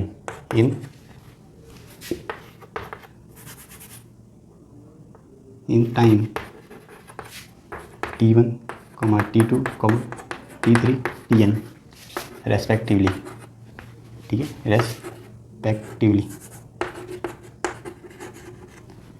तो हमें एवरेज फाइंड करना है जब हमारे पास ये वाला केस हो, ठीक है। तो कैसे करेंगे, सिंपल है, ठीक है। v क्या था हमारे पास, total distance upon total time, ठीक है ना, यही था हमारे पास, total distance upon total time, ठीक है। टोटल डिस्टेंस क्या हो जाएगी, ठीक है। कहने का मतलब यहाँ पे थोड़ा सा डायग्राम बना देते हैं हम, आराम से समझ आएगा कि हमारे पास जो है v1 से चला t1 सेकेंड में, v2 से चला t2 सेकेंड में, ये मान लो s1 चला होगा, s2 चला होगा, s3, s4, sn तक, vn चला tn सेकेंड, ऐसे चला होगा, ठीक है। बहुत सारे स्केच ले लिए। तो आप ध्यान से देखोगे v1 इजिकल क्या हो जाएगा, s1 अपॉन t1, तो s1 क्या हो गया, v1 t1, ऐसे कैसे s2 क्या हो जाएगा, v2 t2 हो जाएगा, ऐसे करते करते sn क्या हो जाएगा हमारे पास, हो जाएगा vn tn, ठीक है। सिंपल है, हमारे पास क्या हो जाएगा, vn tn हो जाएगा। तो यहाँ से अगर देखने जाऊँ तो टोटल डिस्टेंस क्या बन जाएगी हमारे पास, s1 plus s2 plus s3, ठीक है। तो s1 प्लस s2 प्लस ऐसे करते करते sn तक, और टाइम क्या हो जाएगा, t1 plus t2 plus t3, ऐसे करते करते tn तक, ठीक है। तो यहाँ से डायरेक्ट वैल्यू पुट कर दो, यहाँ से हमने जो फाइंड की अभी, यहाँ से तो हमारे पास आ जाएगा v average is equal to v1 t1 plus v2 t2 plus ऐसे करते करते vn tn, ठीक है ना। अपन में आ जाएगा t1 plus t2 plus tn, ये हमारे पास क्या बन गया, एक फॉर्मूला बन गया सिंपल सा, ठीक है। तो जब आपको ऐसा केस दिया है कि जिसमें स्पीड दी है और टाइम दिया है, तो इसका v एवरेज ऐसे फाइंड करेंगे, ठीक है ना, सिंपल है। अब इसके अंदर भी अगर हम केस लें, केस क्या लेंगे, ध्यान से देखो एक बार, केस ये लें कि अगर हमारे पास जो टाइम इंटरवल है वो सेम ले लेते हैं, क्या ले लेते हैं, time interval. If T1 is equal to T2 is equal to T3 is equal to Tn is equal to, मैं मान लेता हूँ कुछ T मान लेता हूँ, ठीक है, मान लिया। तो यहाँ पे सॉल्व कर देते हैं। तो ध्यान से देखोगे यहाँ पे मैं सबकी वैल्यू T मानता हूँ, तो नीचे क्या हो जाएगा n times of T, n times of T हो जाएगा, और ऊपर क्या हो जाएगा T सेम हो जाएगा, और कॉमन ले लूँगा तो T से T कैंसिल हो जाएगा। तो यहाँ पे जो आंसर आएगा वो आ जाएगा V एवरेज का, वो आ जाएगा V1 plus V2 plus Vn upon n, ठीक है। ये हमारे पास केस बन गया। जब हमारे पास ये दिया है, ठीक है, ये वाला केस दिया है इसके अंदर भी, तो हमारे पास ये फॉर्मूला आ जाता है, ठीक है, सिंपल है। तो ये एक बार लिख लो, फिर हम दूसरे केस पे आते हैं, ठीक है ना, फटाफट छाप लो।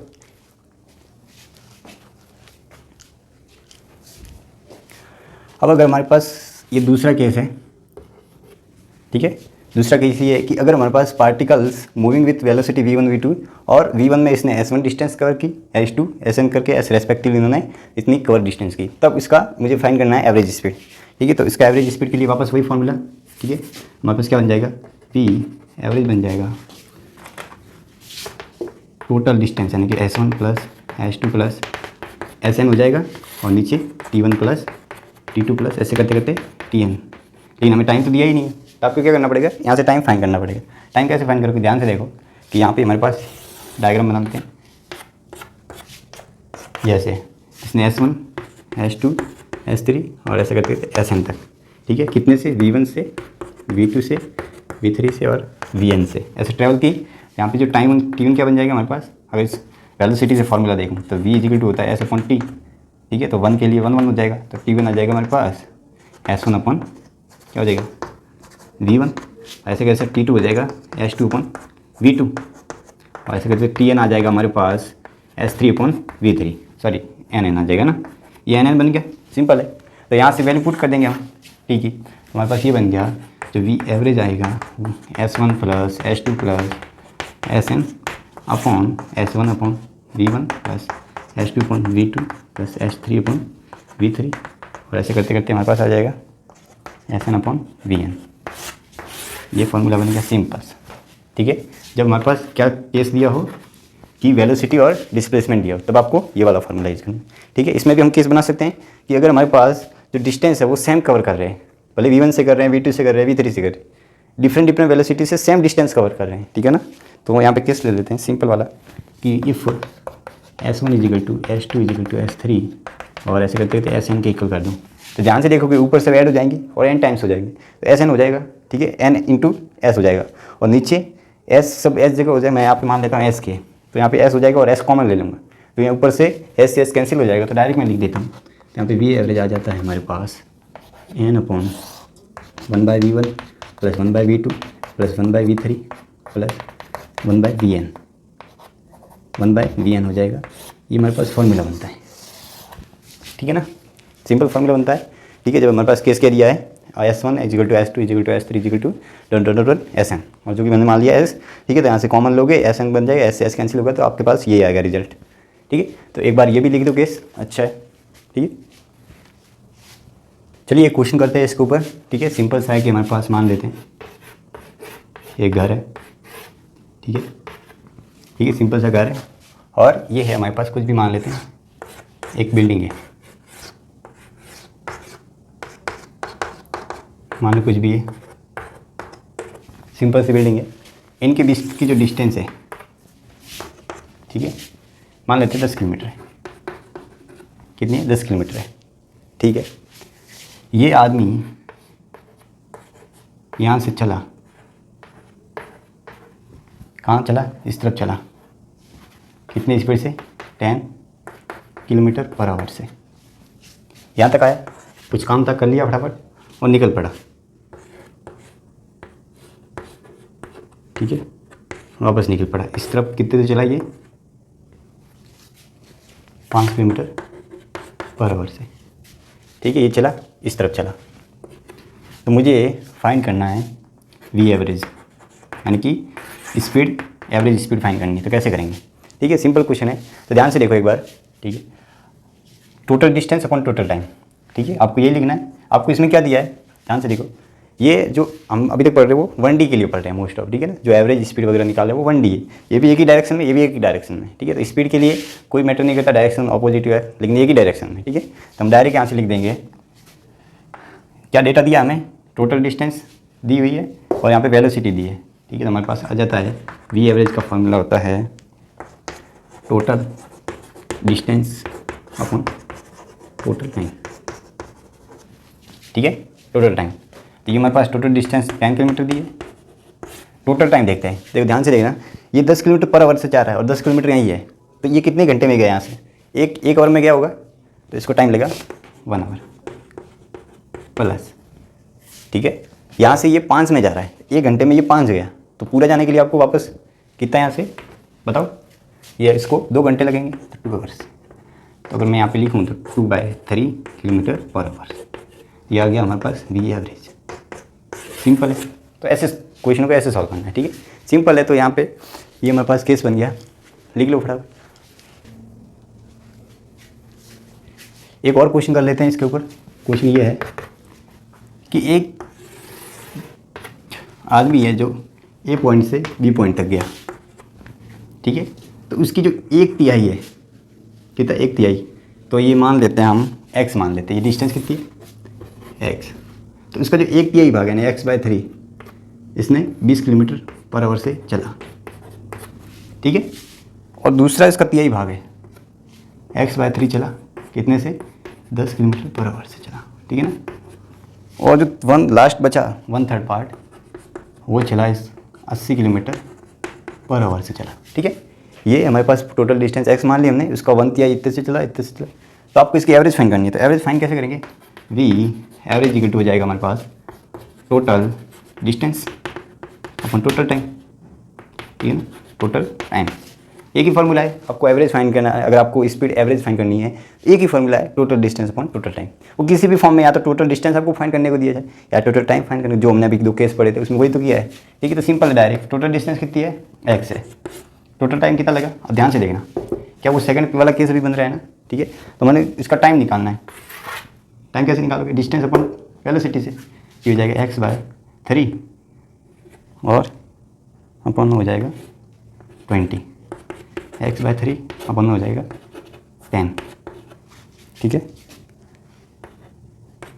कितना हो गया x/3 अपन में कितना हो गया 80, ये मेरे पास आ गया 10, x कैंसिल हो जाएगा सर। तो यहाँ से ध्यान से देखोगे, यहाँ से कॉमन क्या आ रहा है, यहाँ पे आ रहा है 80, ठीक है, 80 × 3, ठीक है, 80 × 3। तो वैसे मैं यहाँ पे 1/3 कर देता हूँ, कॉमन आ रहा है 1, ऊपर 1 है ही, तो ये हमारे पास हो जाएगा 40 प्लस 4 + 8 + 1, ठीक है। तो ये 80 ऊपर जाएंगे, यानी कि 80 × 3 ये तो हो गया 5, 13, ये हमारे पास आ जाएगी एवरेज स्पीड, ठीक है ना। ऐसे सॉल्व करोगे, सिंपल सवाल है, ठीक है। तो डायरेक्ट आपको ऐसे सॉल्व करना है, ठीक है। अब आगे बढ़ते हैं और क्वेश्चन करेंगे, इससे पहले हम अब आते हैं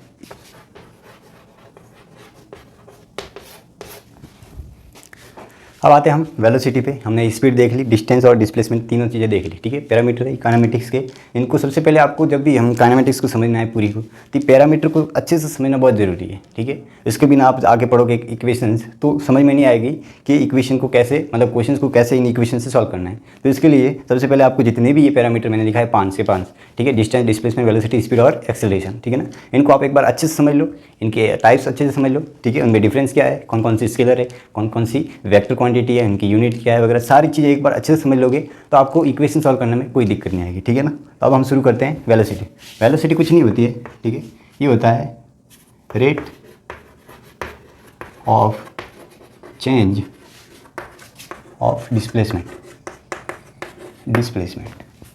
ठीक है, कुछ नहीं है। किस में चेंज है, डिस्प्लेसमेंट में चेंज का रेट है, ठीक है। कहने का मतलब अगर मैं बताऊं कि यूनिट टाइम में कितना डिस्प्लेसमेंट चेंज हुआ, वो ये है वेलोसिटी, ठीक है। तो हमारे पास वेलोसिटी बन जाएगी, वो आ गई हमारे पास डिस्प्लेसमेंट अपॉन टाइम। फॉर्मूला अगर देखने जाए तो ये बनेगा, ठीक है। वेलोसिटी क्या बन गया, डिस्प्लेसमेंट, वहाँ पे हम स्पीड में क्या ले रहे थे, डिस्टेंस ले रहे थे, क्योंकि यहाँ पे ये कौन सी है, वेक्टर क्वांटिटी डिस्प्ले, तो यहाँ पे वेलोसिटी क्या बन जाएगी, वेक्टर क्वांटिटी, और वहाँ पे स्पीड क्या थी, और स्केलर थी, क्योंकि यहाँ पे क्या ले रहे थे हम, डिस्टेंस ले रहे थे, जो कि क्या है, स्केलर क्वांटिटी है, ठीक है ना। तो हमारे पास ये हो गई, और इसके कुछ पॉइंट है जैसे कि हम लिख देते हैं, ये है स्केलर क्वांटिटी है, स्केलर क्वांटिटी है। हमारे पास इसकी जो यूनिट है वो सेम टू सेम है, वेक्ट स्पीड के इक्वल है मीटर पर सेकेंड, ठीक है। डायमेंशन फार्मूला हो जाएगा m0 L1 t-1, ठीक है, सिंपल हो गया हमारे पास ये तीनों चीज़ें। अब आते हैं हम मेन चीज़ है उसके टाइप्स को पढ़ना, ठीक है ना। तो एक बार टाइप्स को पढ़ते हैं, ये एक बार लिख लो इतना, ठीक है। हाँ, अब पढ़ते हैं हम इसके, जैसे हमने पढ़े थे अभी स्पीड के टाइप्स, अब पढ़ते हैं हम वेलोसिटी के टाइप्स, ठीक है ना। इसमें वही है चारों टाइप्स, एवरेज, ठीक है, दूसरा है हमारे पास इंस्टेंटेनियस, वही है यूनिफॉर्म, और चौथा है नॉन यूनिफॉर्म, ठीक है। चार हमारे पास पार्ट है, इसके भी टाइप्स है, एवरेज, इंस्टेंटेनियस, ठीक है, ये हमने लिख दिए,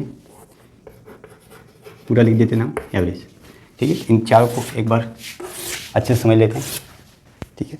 इसमें क्या है एवरेज के लिए, जैसे हमने वहाँ पे देखा था कि total distance upon total time है, तो यहाँ पे आपको क्या देना है, total change in displacement upon total time, ठीक है ना। तो कैसे इसका फॉर्मूला बनेगा, हमारे पास ये आ गया हमारे पास वी एवरेज, यहाँ पे वेक्टर लिखना पड़ेगा क्योंकि ये कौन सी है, वेक्टर क्वांटिटी है।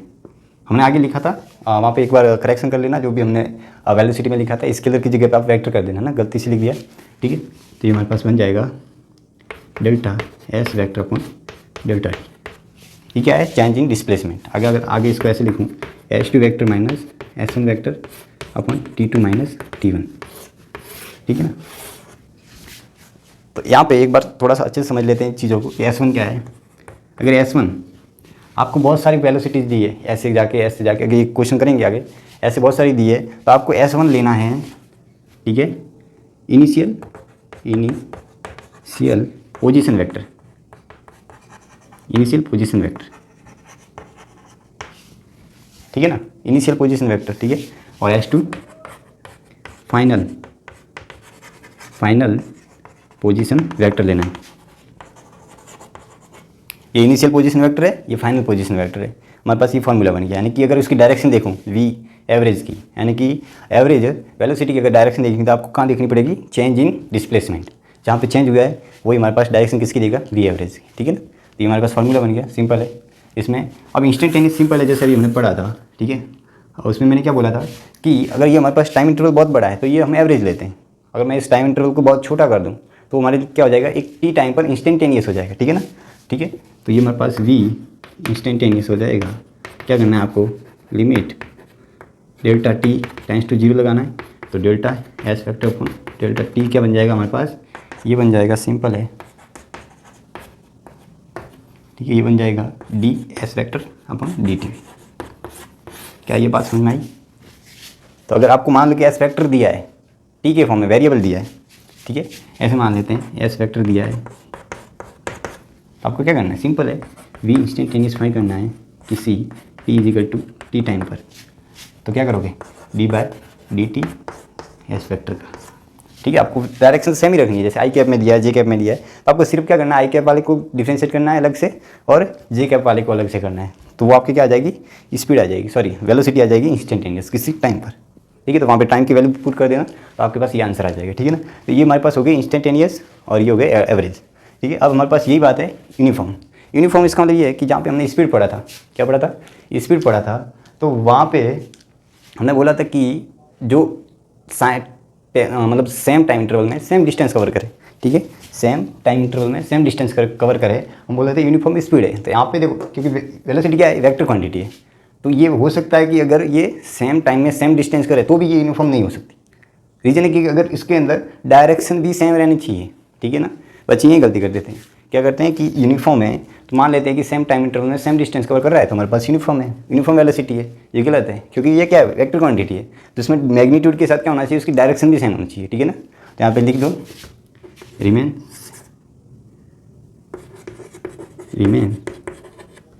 सेम डायरेक्शन एंड मैग्नीट्यूड, ठीक है, दोनों सेम रहनी चाहिए, तब हम बोलेंगे कि ये यूनिफॉर्म है। और ये ऑपोजिट, ठीक है ना।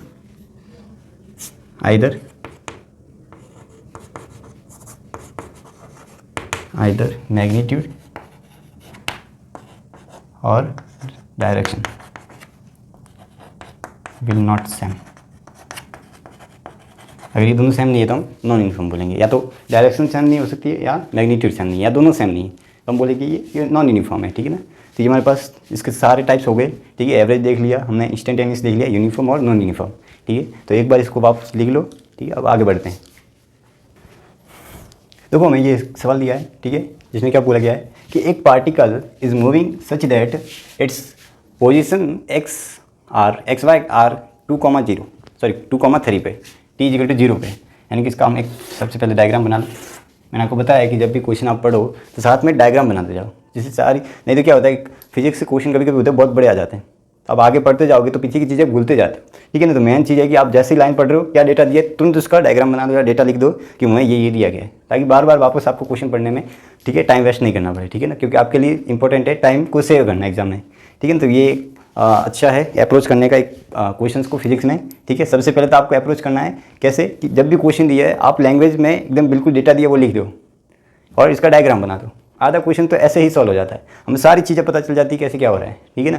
लैंग्वेज की कंपेरिजन में अगर हम एक डायग्राम बनाए या डेटा दिया है तो उससे हमें क्या पता चलता है, हमारे दिमाग में ये चीज़ें आ जाती है कि यार इसके ऊपर ये फॉर्मूला आया तो लग सकता है, इसका कंसेप्ट ये लग सकता है, ठीक है ना। तो आप सबसे पहले क्या करना कि जब भी क्वेश्चन पढ़ो तो आप सबसे पहले डेटा या तो लिख दो या डायग्राम बना दो इसका, ठीक है। तो हम इसमें क्या दिया है कि t=0 पे 2,3, यानी कहीं ना कहीं यहाँ पे ही होगा 2,3 पे, ठीक है, यहाँ पे होगा कहीं ना कहीं t=0 पे। फिर 2 सेकंड पे हमारे पास यहाँ पे कहीं मान लेते हैं t=0 पे यहाँ पे, और ये 2 सेकंड बाद यहाँ पे आ गए, ठीक है, मान लेते हैं यहाँ पे आएंगे 6,7 पे, ठीक है, ये 2 सेकंड पे। और लास्ट पोजीशन क्या दिया 5 सेकंड पे 13 पॉइंट ये दिया, कहीं वहाँ से मान लेते हैं, एक्चुअली में थोड़ा यहाँ पे होगा, यहाँ पे मान लेता हूँ ताकि डायग्राम सही बने, 13,14, ठीक है, 5 सेकंड।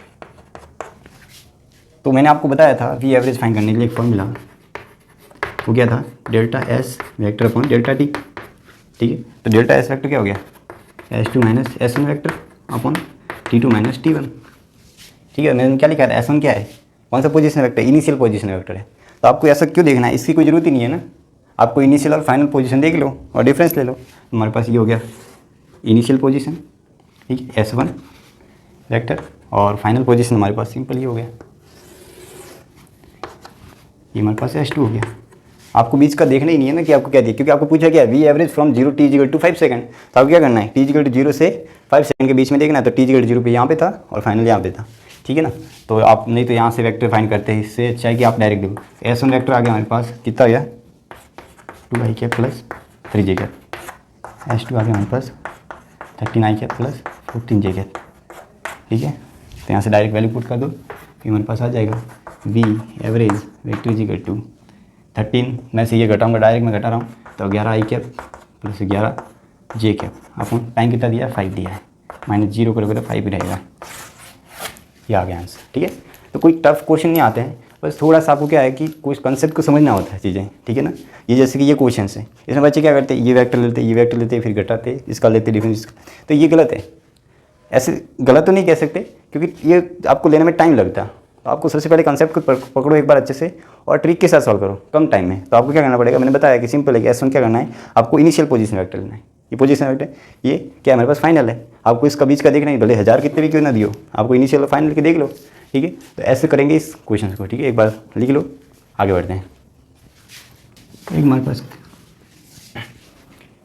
एक और क्वेश्चन कर लेते हैं इसके ऊपर, ठीक है, कि हमारे पास एक डिस्प्लेसमेंट वेक्टर दिया है a t²i। मैंने आपको बताया था ना कि ये वेक्टर फॉर्म में भी t के फंक्शन में दे सकता है, ठीक है, bt j। ये क्या दिया हमें, ये डिस्प्लेसमेंट वेक्टर दिया है, ठीक है। यहाँ पे डिस्प्लेसमेंट है, ये डिस्टेंस नहीं है, डिस्प्लेसमेंट है, ठीक है, i और j, ठीक है। यानी कि ये हमारे पास i में ऐसे वेरी कर रहा है, j में ऐसे वेरी कर रहा है, ठीक है। और आपको फाइंड करना है v और स्पीड, क्या फाइंड करनी है, इसमें स्पीड और वेलोसिटी फाइंड करनी है। मैंने आपको बताया सिंपल है, कैसे करोगे आप, ठीक है। तो इसका क्या करना पड़ेगा, अगर मुझे v इस यानी कि वेलोसिटी फाइंड करनी है तो ds वेक्टर अपॉन dt, ठीक है ना। तो यहाँ से d/dt हो जाएगा a t² i plus B T J cap हो जाएगा, है ना। तो ये हमारे पास हो गया, इसका डिफ्रेंशिएशन हो जाएगा 2a T I cap plus B J cap. ये मेरे पास वी वेक्टर आ गया, यानी कि स्पीड आ गई, सॉरी वेलोसिटी आ गई। स्पीड क्या है मैंने आपको बताया था, अगर मुझे स्पीड लिखना है इसका, स्पीड क्या करना है आपको, वी वेक्टर यानी कि वेलोसिटी का मॉडल लेना है। तो इसका मॉडल ले लोगे तो आपको डायरेक्ट लिख सकते हो, ठीक है। आई और जे कैप में तो इसको ऐसे सॉल्व करेंगे, ठीक है ना। तो ये हमारे पास स्पीड आ गई, ठीक है ना। तो अभी तक हमने देखो क्या क्या, एक बार रिकैप कर लेते हैं, चीज़ों को रिकैप कर लेते हैं। सबसे पहले हमने पढ़ा काइनेमेटिक्स, उसकी डेफिनेशन देखी। उसके बाद हम आए थे मोशन और रेस्ट पर, ठीक है, कि क्या होती है ये स्टेट कैसे है। तो इसको समझने से पहले हमने देखा था फ्रेम ऑफ रेफरेंस, ठीक है ना। क्या देखा था हमने, फ्रेम ऑफ रेफरेंस को समझा कोऑर्डिनेट ज्योमेट्री से, ठीक है। उसके बाद देखा कि ये हमने लास्ट में कंक्लूजन निकाला कि जो मोशन और रेस्ट होते हैं वो क्या होते हैं, रिलेटिव टर्म्स होते हैं, ठीक है। वो क्या होते हैं, रिलेटिव होते हैं, ठीक है, रिलेट करते हैं एक दूसरे से, ठीक है। तो वही हमने देखा, एग्जांपल देखा था छोमू और गोमू का, ठीक है, चमेली का, ठीक है। तो उससे देखा, फिर हम आए थे, नेक्स्ट जो टॉपिक था हमारा वो था सिंपल वाला एवरेज, सॉरी पैरामीटर पर आए थे, है ना। पैरामीटर मेन चीज़ें मैं बात कर रहा हूँ। पैरामीटर काइनेमेटिक्स के क्या कहते हैं, जिसमें हमने 5 पढ़े थे, ठीक है। सबसे पहले पहला पर हमने डिस्टेंस, डिस्प्लेसमेंट और स्पीड और वेलोसिटी, ठीक है। और अभी एक लास्ट बाकी है, वो हम नेक्स्ट लेक्चर में करेंगे, ठीक है। और भी आगे बहुत सारे टॉपिक है, काइनेमेटिक्स की इक्वेशंस देखेंगे, उसके ऊपर बहुत सारे ढेर सारे क्वेश्चन आते हैं, वो सॉल्व करेंगे, ठीक है। तो हमने अभी तक 4 चीज़ें देख ली है, डिस्टेंस, डिस्प्लेसमेंट, स्पीड और वेलोसिटी, और उसके ऊपर बहुत सारे क्वेश्चन किए, ठीक है, और उनके कंसेप्ट को देखा। तो अभी तक का जो भी आपने देखा, ठीक है, एक बार अच्छे से नोट्स बनाना इसके, ठीक है। और जितने भी आपने अभी तक पढ़ी ये चीज़ें, ठीक है, इसके अंदर एक बार रिवीजन करते रहना साथ में। और आगे और भी मैं लेक्चर लेके आऊँगा, वो आपके लिए और भी इंपॉर्टेंट होने वाले हैं, क्योंकि इसमें मैं ढेर सारे क्वेश्चंस कराऊंगा, ठीक है। जेई मेंस के ऊपर और एडवांस वाले भी हम सॉल्व करेंगे, ठीक है। तो अभी आज तक के लिए इतना ही, और नेक्स्ट जो भी टॉपिक रहेंगे वो हम अगले लेक्चर में टॉपिक कवर करेंगे, ठीक है। तो आज जो भी पढ़ा है एक बार अच्छे से नोट्स बना लेना, ठीक है। और अच्छे से जो भी क्वेश्चन एक बार खुद से ट्राई करना कि मेरे से हो रहे हैं कि नहीं हो रहे हैं, ठीक है ना। और जो मैं आपको डीपीपी और जो सीट दूंगा उसके अंदर ढेर सारे क्वेश्चन है, और वो लगाते रहना, ठीक है ना। उसमें सॉल्यूशन भी दिए हुए, और कुछ भी डाउट हो तो आप कमेंट कर देना, मैं आपके कमेंट को देखूंगा और फिर सॉल्व कर देंगे उसको। या मैं जो भी है यहाँ पे टेलीग्राम जो भी लिंक है वो डाल दूंगा, या व्हाट्सअप के जो भी है लिंक है वो डाल दूंगा। तो आप डायरेक्ट मेरे से कॉन्टैक्ट करके क्वेश्चन पूछ सकते हो, ठीक है ना। तो आज के लिए इतना ही, और आई थिंक टाइम हो चुका है लगभग 1 घंटा समथिंग। तो अब नेक्स्ट जो भी है वो अच्छे से करेंगे और भी, ठीक है। तो आज के लिए इतना ही, और बाय बाय। और आपने, अगर आप इस YouTube चैनल पर नए हैं तो सब्सक्राइब कर देना, ठीक है। आपको बहुत लाभ होगा इस चैनल से, ठीक है। आपके लिए जी जान लगा देंगे आप, और हम मिलके अपनी जो भी आपका जो गोल है वो आपको अचीव कराएंगे। तो इसके लिए बहुत बहुत धन्यवाद लेक्चर देखने के लिए। और अगर आपके किसी दोस्त को भी ज़रूरत है, जिसमें मान लो बड़ी बड़ी कोचिंग में जाके भी कुछ समझ में नहीं आ रही चीज़ें, तो हम आराम से यहाँ पे समझेंगे, चीज़ों को एक एक करके आराम से समझेंगे, ठीक है ना। तो अपने दोस्तों को भी शेयर करना, अगर आप नए हैं यूट्यूब चैनल हमारे पर, तो लाइक, शेयर और सब्सक्राइब करना ना भूलें, ठीक है ना। तो ये हमारे लिए एक प्रकार से गुरु दक्षिणा की तरह हो गया, ठीक है। थैंक यू सो मच, और मिलते हैं नेक्स्ट लेक्चर में, ठीक है। Bye bye, take care.